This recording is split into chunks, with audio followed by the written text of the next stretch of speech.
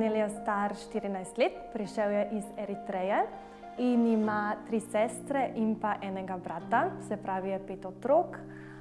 Hodi v 4. razred osnovne šole in v bistvu jaz mu pomagam pri učenju slovenščine.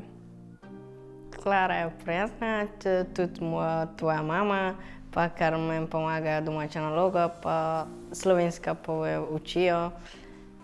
V bistvu je bilo tako, da je moja mama stopila v stik z Primožem iz Slovenske filantropije in nama je on povedal, da je v bistvu ena nova družina iz Eritreje prišla, ki bi rabila pomoč pri učenju slovenščine.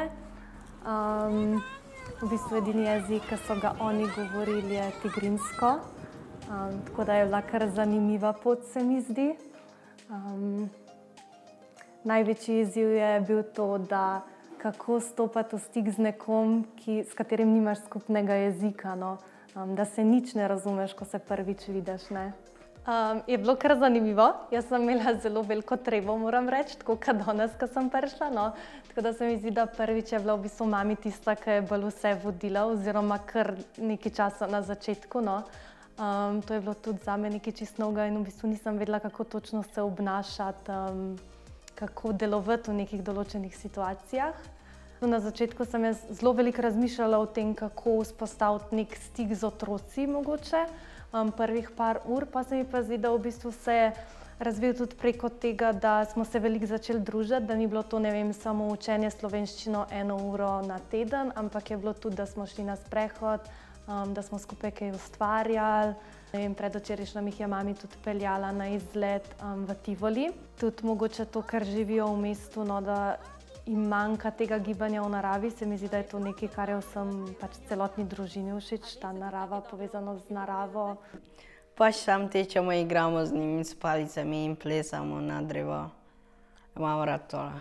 Tudi meni se je zgodilo, da 1 sekundo nisem bila pozorna in so bili že vsi, vsak na svojem drevesu, nekoga sploh nisem več videla, da so čisto gozdni. Tu imam igrače, da igraš okrogla, pa ne znam, mislim, da ne vejo tudi v Ljubljani. In to igramo v Eritreji. Ja, s tem igramo, s prijateljem ne gremo na učiteljstvo, ampak sem s prijateljem, ko gremo na kmetijo, tam igramo nekaj v igrišču.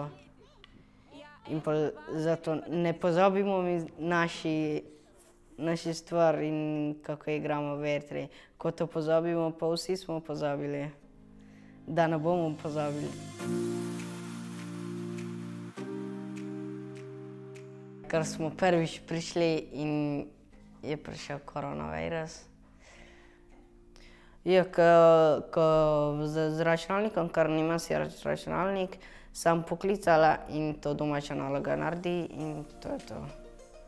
Jaz v tistem prvem valu, no, nisem tega toliko zaznala, ker v bistvu takrat se še nismo v šoli pogovarjali z otroci. Se mi pa zdi, da je to vidno bolj zdaj pri Danielu.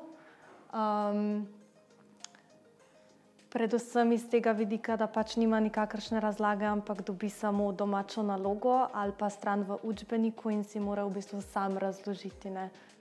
Po novem letu je bilo tako obdobje, no, da je Daniel veliko dobil samo preko neke spletne učilnice, kjer v bistvu ni bilo razlage, ja.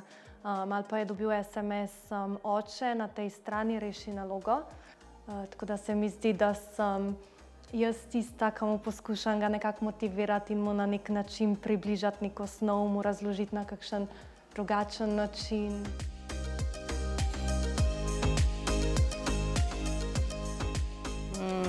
Meni je bilo samo, da ne vzame svoj fant, da Klara, da ne vzame drugo državo.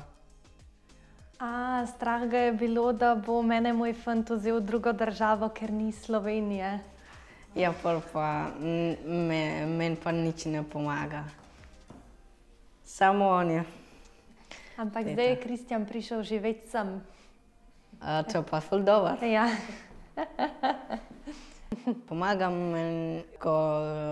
ko gre v službo, ko pride doma, sem pol ure ali 1 uro, pa meni pomagala. In če ni v Ljubljani, pa Meni ne pomagala, kdo pa mu pomagal. In domača naloga nisem prebral in ne razumem, ko vprašam v šoli, nič ne rečem.